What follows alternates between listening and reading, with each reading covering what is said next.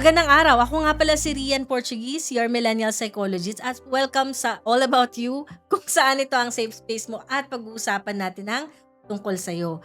So para sa umaga na to, basahin natin yung isa sa mga nag-send sa atin, no? Sabi niya, nakakaranas po ako ng matinding overthinking at takot na nagdudulot ng hirap matulog at anxiety symptoms. So pagkagising sa madaling araw, pagiging alert kahit antok, intrusive thoughts, lalo na sa violence, at hirap mag-focus. Na nagsimula matapos po akong lokohin ng ex ko at naapektuhan na rin ang current relationship ko.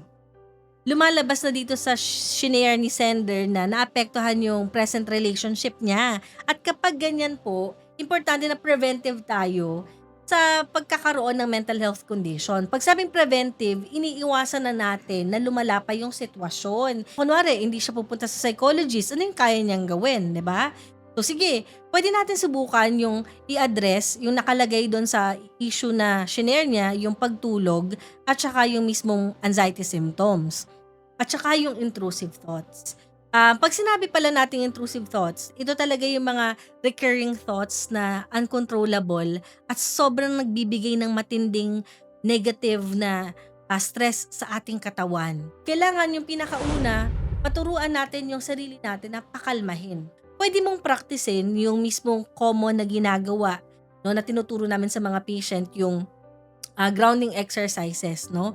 Yung tulad ng deep breathing exercises, pwede yung mga guided meditation din, i-search nyo, pwede nyo makita din yun.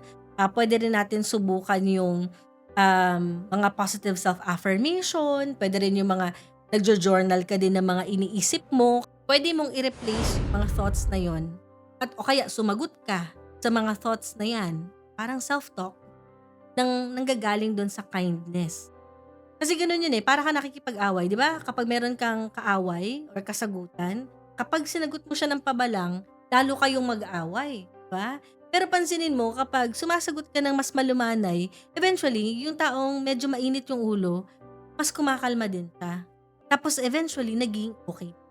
At importante din syempre na i-address natin yung pinaka-root cause, no?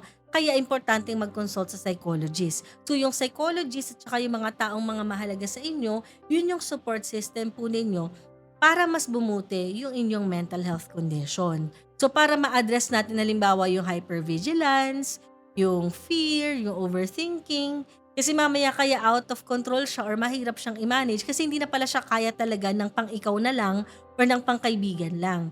So, maraming salamat. Kung meron din kayong concern tulad ng ating letter sender, huwag niyo kalimutan na mag-send sa ating email na makikita ninyo sa ibaba ng screen.